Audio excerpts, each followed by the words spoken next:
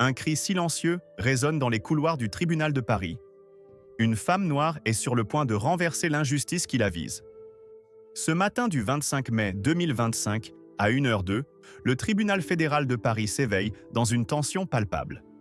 Mariama Sow, une femme noire de 45 ans d'origine malienne, descend de sa modeste Renault noire et gravit les marches de pierre usée, baignée par la lumière blafarde de l'aube. Vêtue d'un tailleur gris sobre, elle ne porte pas sa robe de magistrate, préférant entrer discrètement, comme une citoyenne ordinaire. Dans sa main, une sacoche mince contenant des documents qui pourraient en faire trembler les murs de ce lieu de pouvoir. Chaque pas résonne comme un défi, un écho de sa détermination face à un système qu'il a toujours regardé de haut. Derrière elle, un graffiti à peine visible sur un pilier du tribunal, « Justice pour tous » semble la narguer, attisant une colère qu'elle contient depuis trop longtemps. Les passants matinaux, emmitouflés dans leurs écharpes, la dévisagent avec curiosité, certains avec mépris, murmurant des jugements sur sa peau sombre et son allure modeste. Ils ignorent qu'ils assistent à l'entrée d'une tempête, une femme prête à briser les chaînes d'un système corrompu. Mariama ajuste son col, son regard perçant scrutant l'horizon, un feu intérieur brûlant dans ses yeux. Ce jour-là, elle n'est pas seulement une magistrate, elle est une guerrière, et sa rage, contenue mais explosive, est sur le point de tout faire basculer dans ce tribunal parisien. Avant de plonger dans cette histoire palpitante, si vous êtes prêt à découvrir un combat pour la justice qui défie tout, commentez 1 et abonnez-vous pour ne rien manquer. Si vous hésitez, laissez un pouce bleu pour soutenir et restez jusqu'à la fin pour une révélation qui vous fera frissonner. Alors que Mariama Sow gravit les marches du tribunal fédéral de Paris, son pas déterminé résonnant comme un défi silencieux, une tempête d'injustice s'apprête à éclater à l'intérieur même de ce lieu censé incarner la justice.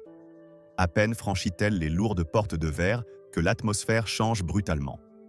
Le hall d'entrée, orné de colonnes majestueuses et de portraits de magistrats austères, est saturé d'une tension palpable.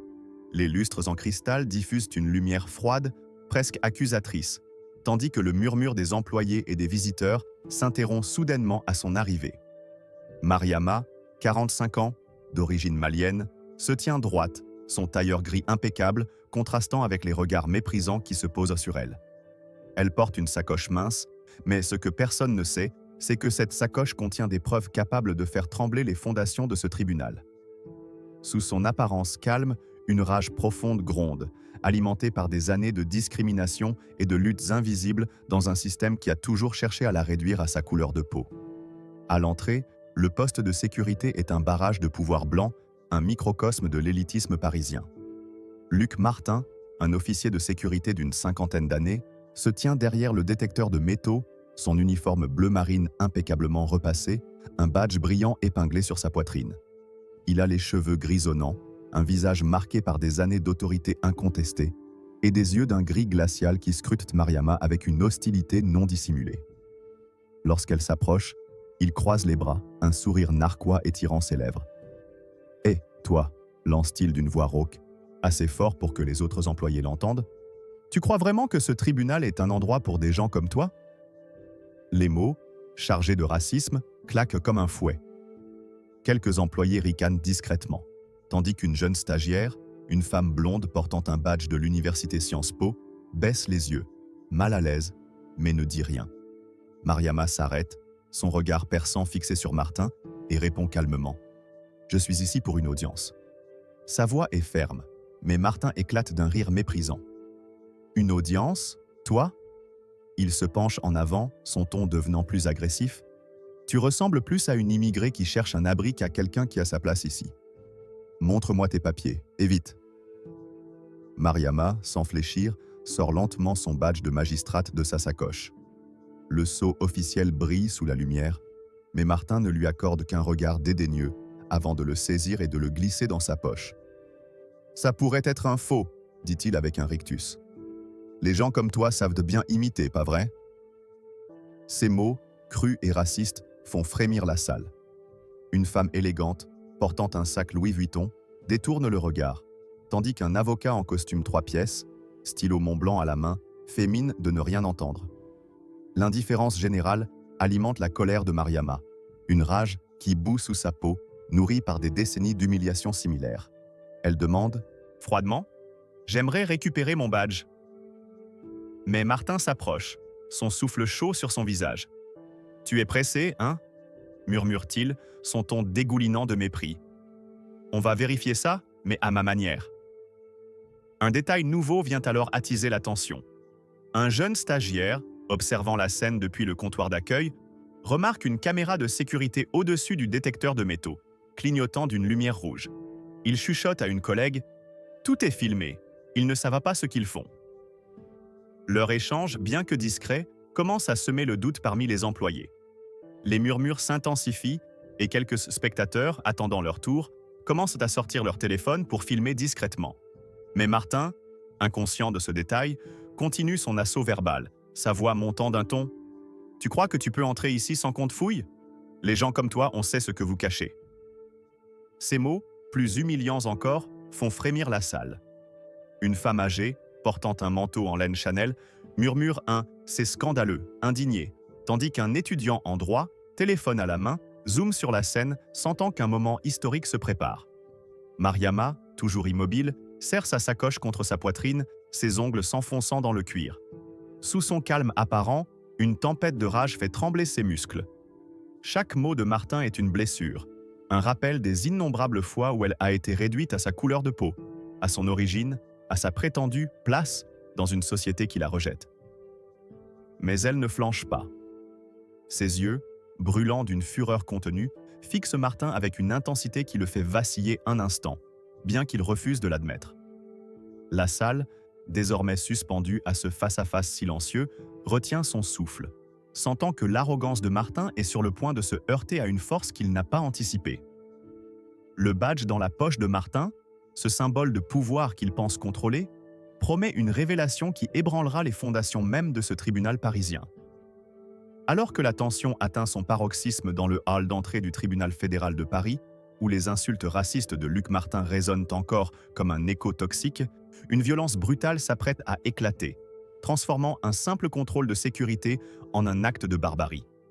Mariama Sow, toujours debout face à Martin, son badge de magistrate confisqué et rangé dans la poche de cet officier arrogant, reste un pilier de dignité au milieu de l'hostilité.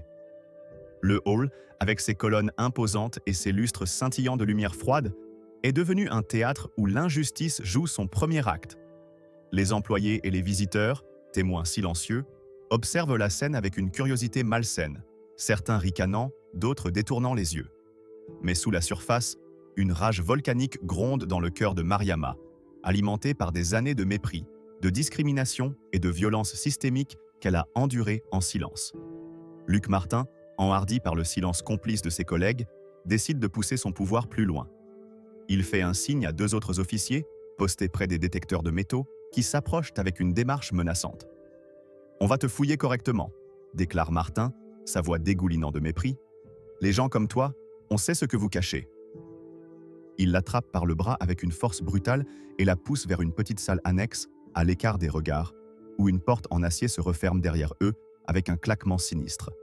La pièce est étroite, éclairée par un néon vacillant, avec une chaise en métal vissée au sol et une table sur laquelle trône une paire de tondeuses électriques, brillant sous la lumière crue comme un instrument de torture.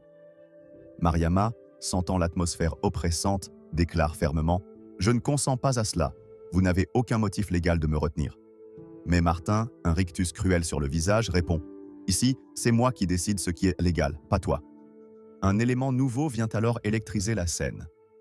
L'un des officiers, un jeune homme nommé Paul, hésite visiblement, ses mains tremblant légèrement alors qu'il tient Mariama par l'épaule. Il murmure à Martin « On est sûr de ça? Elle a montré un badge ?» Mais Martin le coupe d'un regard glacial. « Tu veux perdre ton poste? Fais ce que je dis !» Puis, il se tourne vers Mariama, attrapant la tondeuse avec une théâtralité sadique. « On va voir ce que tu caches là-dedans », dit-il, désignant ses cheveux tressés, symbole de sa culture et de son identité.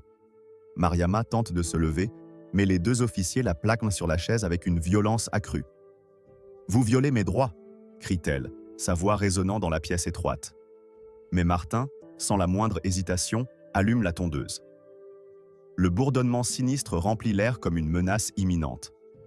Les premières mèches tombent, lentes et lourdes, sur le sol carrelé, Mariama sent le froid de la lame contre son cuir chevelu.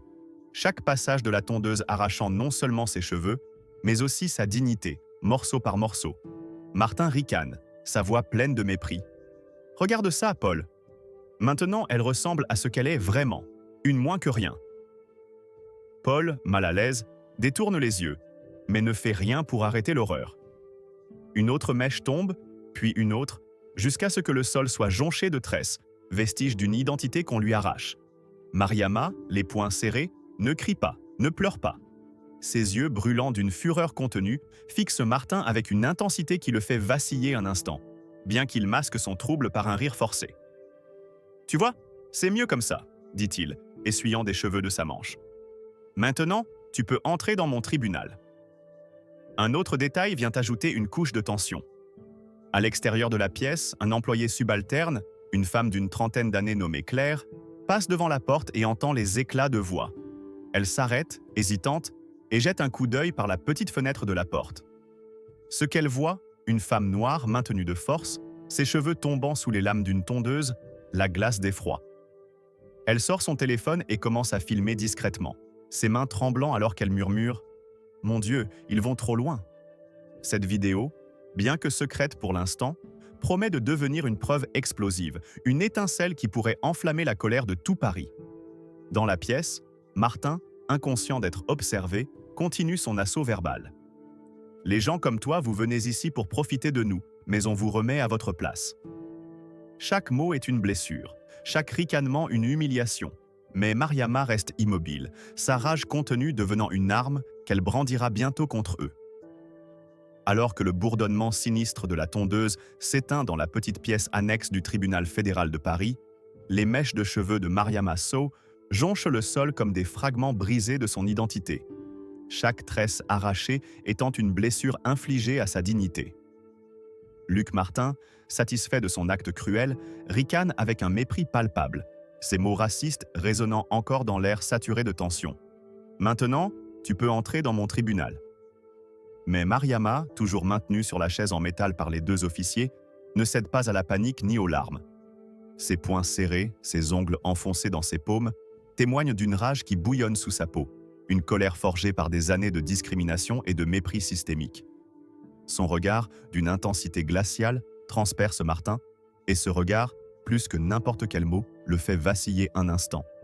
Il détourne les yeux, mal à l'aise, mais se reprend rapidement, riant nerveusement pour masquer son trouble. La pièce, éclairée par un néon vacillant, semble rétrécir autour d'eux, comme si les murs eux-mêmes retenaient leur souffle, anticipant une explosion imminente. Mariama, malgré l'humiliation qu'elle vient de subir, parle d'une voix ferme, chaque mot pesé comme une sentence. « Vous venez de commettre une grave erreur. » Sa voix, bien que calme, porte une menace qui fait frémir Paul, le jeune officier qui l'a maintenu sur la chaise. Il relâche légèrement son emprise, ses mains tremblantes, et murmure à Martin « On aurait peut-être dû vérifier son badge. » Mais Martin, grisé par son propre pouvoir, balaie la remarque d'un geste dédaigneux. « Elle bluffe, » dit-il, son ton dégoulinant de mépris. « Les gens comme elle, ils parlent toujours trop. » Il s'approche de Mariama, son visage à quelques centimètres du sien, et ajoute avec un rictus « Tu crois que tes menaces vont m'effrayer? Ici, c'est moi qui décide qui entre et qui sort, pas une femme comme toi. » Ces mots, chargés de racisme, sont une nouvelle gifle, mais Mariama ne flanche pas. Ses yeux, brûlants d'une fureur contenue, restent fixés sur Martin, et ce regard, aussi silencieux soit-il, est une promesse de justice implacable. Un élément nouveau vient alors ajouter une couche de tension dramatique à la scène. Claire, l'employée qui filmait discrètement à travers la fenêtre de la porte, est rejointe par un collègue, un archiviste nommé Étienne, qui a entendu les rumeurs circuler dans le hall. Il jette un coup d'œil à l'écran du téléphone de Claire et blêmit en voyant l'horreur qui se déroule. « Mon Dieu, » murmure-t-il, « c'est une magistrate. J'ai vu son nom sur le registre des audiences ce matin. » Cette révélation, bien que chuchotée, agit comme une onde de choc. Claire, tremblante, continue de filmer, consciente que cette vidéo pourrait devenir une arme contre Martin et ses complices. Étienne, plus audacieux, sort son propre téléphone et envoie un message urgent à un ami journaliste du Monde. « Scandale au tribunal de Paris. Une magistrate agressée par des officiers. Viens vite. » Cette initiative, bien que discrète, promet d'amplifier l'impact de cette injustice, transformant un acte isolé en un événement qui pourrait secouer la France entière. Dans la pièce, Martin, inconscient des regards qu'il observe désormais, continue de narguer Mariama. Il ramasse une mèche de cheveux sur le sol et la brandit devant elle, ricanant. « Regarde bien, c'est tout ce que tu es ici. Rien. » Mais ces mots, loin de briser Mariama, ne font qu'attiser la tempête qui gronde en elle. Chaque insulte, chaque ricanement, chaque regard méprisant est une étincelle de plus dans l'incendie de sa colère. Elle pense à toutes les fois où elle a été humiliée, à toutes les portes fermées à cause de sa couleur de peau, à toutes les voix qu'on a étouffées dans ce même tribunal. Mais aujourd'hui, elle ne sera pas une victime de plus. Elle se redresse légèrement sur la chaise, malgré les mains qui la maintiennent, et murmure presque pour elle-même « Vous ne savez pas ce que vous venez de déclencher ». Ces mots, bien que bas, portent une force qui fait frissonner Paul, qui relâche complètement son emprise, reculant d'un pas comme s'il sentait un danger imminent. Soudain, Martin ouvre la porte de la pièce, un sourire narquois sur le visage, et fait un geste théâtral vers le couloir. « Tu es libre, dit-il, sa voix pleine de dérision. Les salles d'audience sont par là, si tu oses encore y mettre les pieds après ça. » Mariama se lève lentement, ses mouvements mesurés, presque royaux.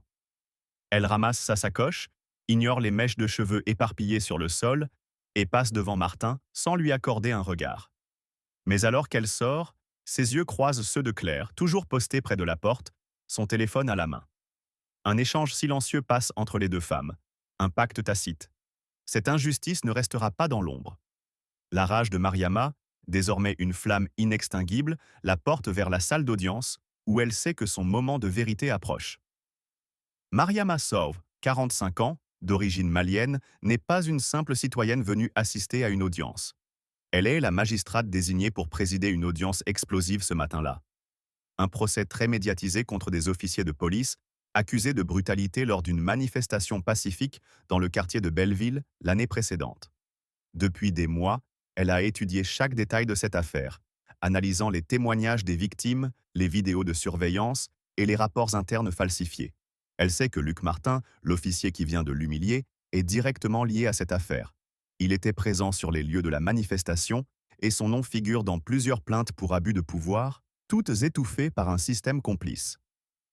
Mariama a été choisie pour ce procès non seulement pour son impartialité, mais aussi pour sa réputation de magistrate incorruptible, une femme qui a gravi les échelons malgré les obstacles racistes et sexistes qui ont jalonné sa carrière.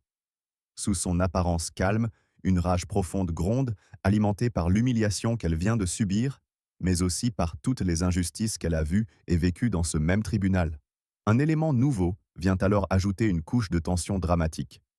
Alors que Mariama approche des portes de la salle d'audience, un jeune avocat, Adrien, qui avait entendu les rumeurs circuler dans le hall, la reconnaît soudainement. Il blêmit, murmurant à une collègue « C'est elle, la juge Sow ». Il sort son téléphone et envoie un message urgent à un groupe d'avocats. Alerte, la juge Sow vient d'être agressée par Martin à l'entrée. Elle préside notre audience. Ce message, bien que discret, se propage comme une traînée de poudre parmi les avocats et les journalistes présents, transformant l'atmosphère déjà tendue en une véritable poudrière. Une journaliste de France Info, présente dans le couloir, commence à tweeter en direct. Une magistrate noire agressée au tribunal de Paris juste avant une audience clé. Justice en danger. Les murmures s'intensifient et certains spectateurs, attendant l'ouverture des portes, commencent à filmer, anticipant un moment historique. Mariama, ignorant encore l'ampleur des réactions autour d'elle, ajuste son tailleur et prend une profonde inspiration. Chaque pas vers la salle d'audience est un pas vers sa vengeance légale, une revanche qu'elle mènera non pas avec des cris, mais avec la puissance de la loi. Elle pense à toutes les victimes qu'elle représente aujourd'hui, les manifestants battus, les familles brisées, les voix étouffées par des hommes comme Martin. Sa rage, désormais une flamme inextinguible, la porte comme une armure invisible. Elle sait que Martin sera dans la salle, probablement posté près de la porte latérale, continuant son rôle d'officier de sécurité sans se douter qu'il vient de s'en prendre à la femme qui tient son destin entre ses mains. Elle pense à ses cheveux, arrachés sans pitié, et à la douleur cuisante de son cuir chevelu.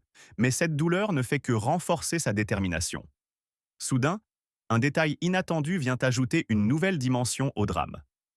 Alors qu'elle atteint les portes de la salle d'audience, une femme d'une trentaine d'années, portant un badge de stagiaire, s'approche timidement. « Madame Sow, murmure-t-elle, j'ai vu ce qui s'est passé. Je peux témoigner si vous avez besoin. » Mariama s'arrête, son regard perçant rencontrant celui de la jeune femme. Elle hoche la tête, un geste presque imperceptible, mais qui scelle un pacte silencieux.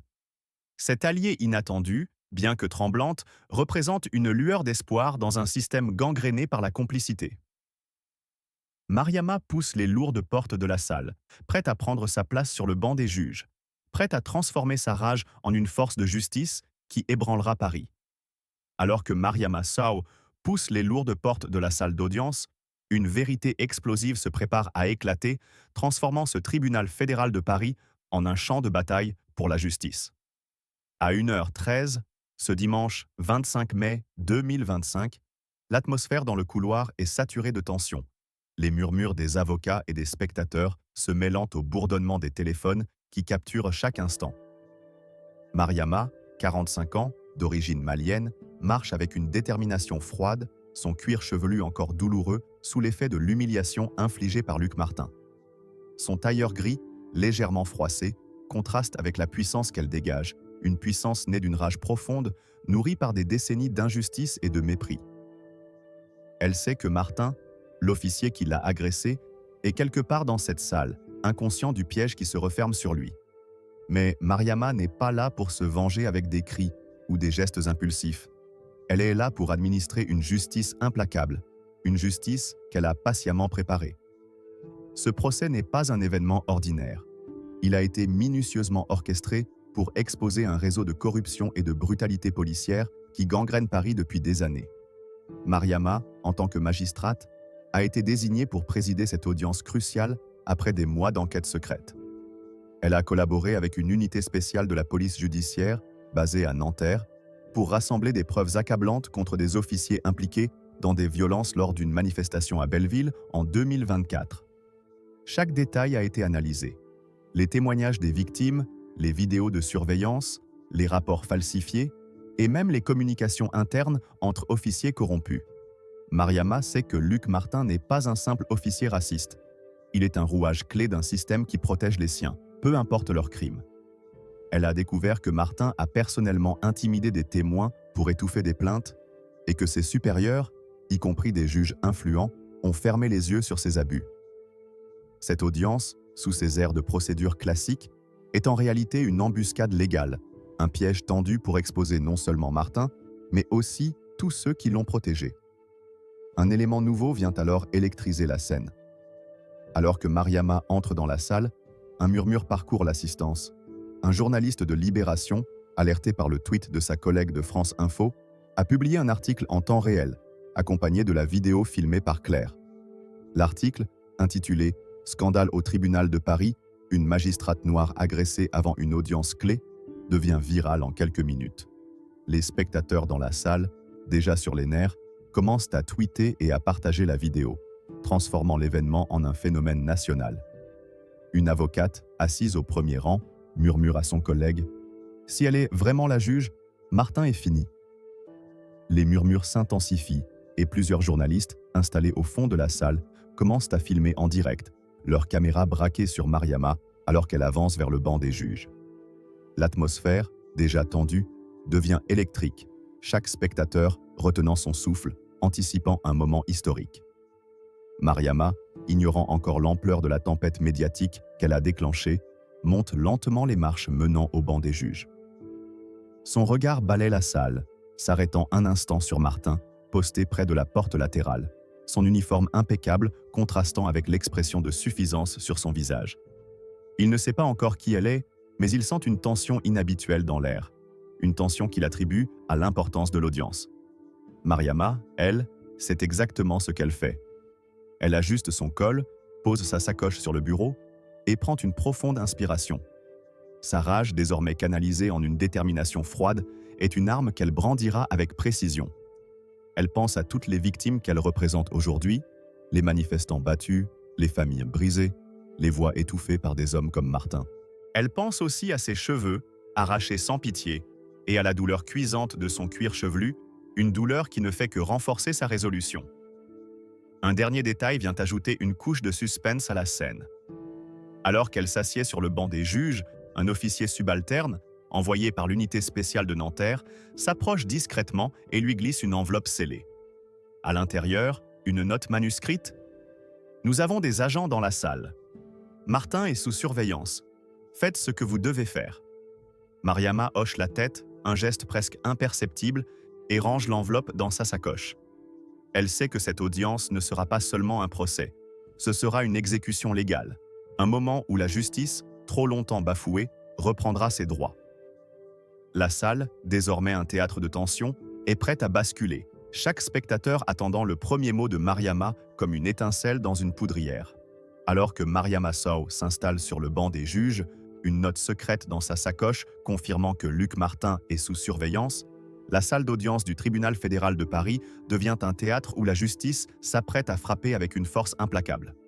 À 1h15, ce dimanche 25 mai 2025, l'atmosphère est saturée d'une tension presque tangible. Les murmures des spectateurs et le crépitement des téléphones capturant chaque instant.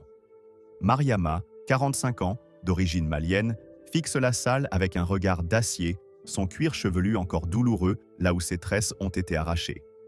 Mais cette douleur, loin de la briser, alimente une rage froide, une détermination à faire tomber non seulement Martin, mais tout un système corrompu qui l'a protégé pendant des années.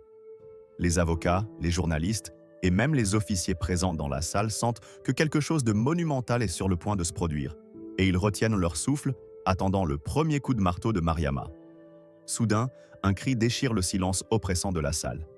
La vérité sur Mariama Sow éclate, transformant l'arrogance de Luc Martin en une humiliation publique d'une ampleur sans précédent. Un avocat de la défense, un homme nerveux nommé Julien, se lève d'un bond et s'exclame « C'est la juge Sow !» Ces mots, comme une détonation, fendent bord l'atmosphère, faisant taire les murmures. Un silence absolu s'abat, suivi d'un chaos d'émotions. Une journaliste de Libération, assise au fond, laisse tomber son carnet, le bruit résonnant comme un coup de tonnerre. Un spectateur, un homme âgé portant un costume élimé, lâche un « mon Dieu » étouffé, tandis que les avocats échangent des regards horrifiés. Les téléphones s'activent frénétiquement, capturant chaque seconde de ce moment historique. La vidéo de Claire, désormais virale sur les réseaux sociaux, est projetée sur un écran par un technicien audacieux, montrant l'agression de Mariama en direct à toute la salle. Les hashtags Obat, Justice pour Mariama et Sampakiom Paris Scandale grimpent en tendance mondiale, transformant l'événement en un symbole de lutte contre l'injustice. Mariama, avec une lenteur délibérée, ajuste son col et se lève, son regard perçant balayant la salle. Le geste, presque théâtral, dévoile une femme qui n'a plus besoin de se cacher. Les exclamations fusent. « C'est elle! La magistrate Sow !» Martin, posté près de la porte latérale, s'arrête net, son visage blêmissant comme s'il venait de voir un fantôme. Sa bouche s'ouvre, puis se ferme, ses yeux cherchant désespérément une échappatoire. Mais il n'y en a pas. La salle, désormais un tribunal improvisé, fixe Mariama avec un mélange d'admiration et de crainte. Un avocat de la partie civile, une femme nommée Sophie, agrippe le bras de son collègue, chuchotant « Elle va tous les faire tomber ». Une spectatrice, une étudiante en droit, tweet en direct « Luc Martin vient d'agresser une juge noire, il est fini. Justice maintenant ». Les réseaux sociaux s'enflamment et des manifestants commencent à se rassembler devant le tribunal, leurs pancartes réclamant justice. Un élément nouveau intensifie le drame. Un officier subalterne, qui avait été témoin des abus de Martin pendant des années, se lève soudainement dans la salle, brisant le silence. « Je m'appelle Thomas », dit-il, sa voix tremblante mais déterminée. « J'ai vu Martin intimider des témoins pendant des années. J'ai des preuves. » Il brandit un dossier contenant des enregistrements audio de Martin menaçant des victimes, des preuves qu'il avait cachées par peur de représailles. Cette révélation, bien que spontanée, agit comme une bombe renforçant la position de Mariama.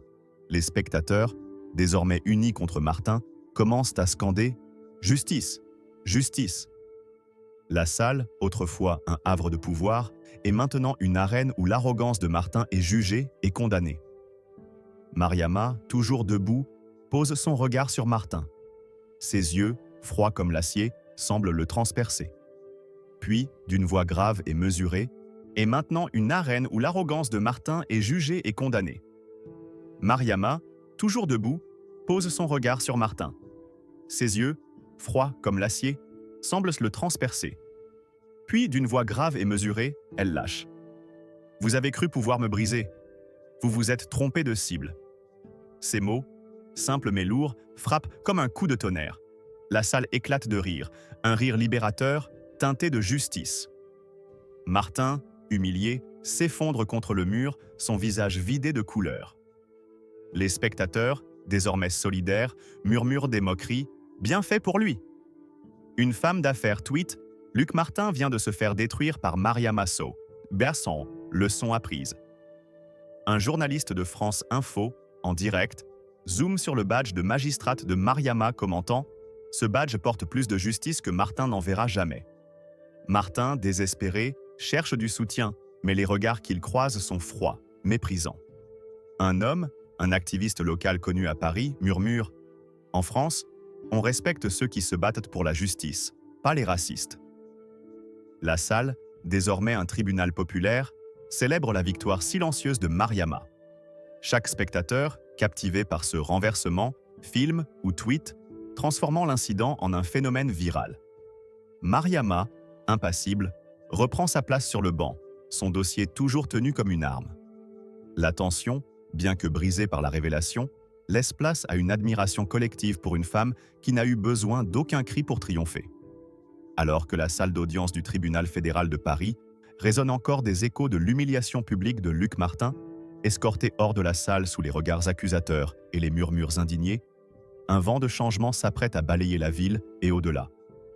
À 1h20, ce dimanche 25 mai 2025, Mariama Sow, 45 ans, d'origine malienne, se tient droite sur le banc des juges, son regard d'acier fixé sur l'assistance. Son cuir chevelu, encore douloureux là où ses tresses ont été arrachées, est un rappel brûlant de l'injustice qu'elle a subie, mais aussi de la victoire qu'elle vient de remporter. La salle, désormais un théâtre de justice, vibre d'une énergie nouvelle, une énergie portée par la rage collective contre un système corrompu. Les téléphones continuent de filmer, les hashtags « Oh Justice pour Mariama » et « Bien Paris ce scandale » dominent les réseaux sociaux, et des manifestants se rassemblent déjà devant le tribunal, leurs pancartes réclamant une réforme profonde.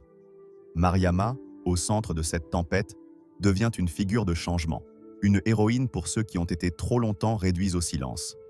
L'impact de cette matinée historique se propage comme une onde de choc à travers Paris. Alors que Martin est conduit à l'extérieur, menotté, les caméras des journalistes s'agglutinent devant les marches du tribunal, capturant son visage blême et ses yeux hagards. Les chaînes d'information, comme France 24 et BFM TV, diffusent l'événement en direct, les présentateurs décrivant avec fébrilité la chute d'un officier autrefois intouchable. Dans les cafés du quartier de Belleville, où la manifestation de l'année précédente avait eu lieu, les habitants se rassemblent devant leurs écrans, commentant avec une colère mêlée de satisfaction. « Il était temps !» crie une femme, tandis qu'un groupe de jeunes brandit des pancartes devant le tribunal sur lesquelles on lit « Plus jamais ça ». La vidéo de Claire, désormais vue par des millions de personnes, devient un symbole de résistance, réveillant une rage collective contre un système qui a trop longtemps protégé les puissants au détriment des plus faibles. Un élément nouveau vient alors ajouter une couche de dramatisme à la scène. Alors que Martin est poussé dans une voiture de police, une femme d'une quarantaine d'années, Awa, s'avance dans la foule, tenant une photo de son fils, un adolescent de 17 ans, battu par Martin lors de la manifestation de Belleville. Elle hurle, les larmes aux yeux. « Mon fils ne peut plus parler à cause de toi, assassin !» Sa voix, brisée par la douleur, résonne dans la foule qui se met à scander « Justice pour les victimes !» Ce moment, capturé par les caméras, devient viral en quelques minutes, ajoutant une dimension personnelle et émotionnelle à la chute de Martin. Les réseaux sociaux s'enflamment davantage et des hashtags comme « Osas pour les victimes » et « Ensemble Paris se réveille » apparaissent, portés par des témoignages de familles brisées par les abus de pouvoir de Martin et de ses complices. Dans la salle d'audience, l'atmosphère reste électrique. Mariama, toujours sur le banc des juges, appelle à la reprise de l'audience, mais les spectateurs, encore sous le choc, murmurent des exclamations indignées. Une femme portant un foulard Dior se lève et crie « Vous tous qui avez fermé les yeux, vous êtes aussi coupables que lui ». Ces paroles, chargées de colère, reflètent le sentiment de la salle entière. Les juges et les officiels présents, qui ont couvert les abus de Martin pendant des années, baissent les yeux, leurs mains tremblant légèrement. Pour la première fois, ils ne sont plus les maîtres des lieux, mais des accusés aux yeux d'une justice populaire. Mariama, impassible, observe la scène sans un mot. Sa rage, qui bouillonnait sous la surface pendant l'agression, s'est transformée en une détermination froide, une force qui inspire et terrifie à la fois. À l'extérieur, alors que la matinée avance, la foule devant le tribunal grossit. Des associations comme la Ligue des droits de l'homme se joignent aux manifestants, brandissant des pancartes réclamant une réforme judiciaire. Les médias nationaux, tels que Le Monde et France Info, couvrent l'événement, décrivant Mariama comme la magistrate qui a fait trembler Paris. Mais ce triomphe n'est pas sans danger. Alors que Mariama quitte la salle d'audience, escortée par des agents fédéraux, un homme en costume sombre, resté dans l'ombre, observe la scène depuis une voiture garée à l'écart. Il murmure dans son téléphone « Elle devient un problème, il faut l'arrêter ». Ce détail, aperçu par un journaliste freelance qui filme depuis la foule, ajoute une note de suspense. La victoire de Mariama a réveillé des forces puissantes, et sa vie est désormais en jeu.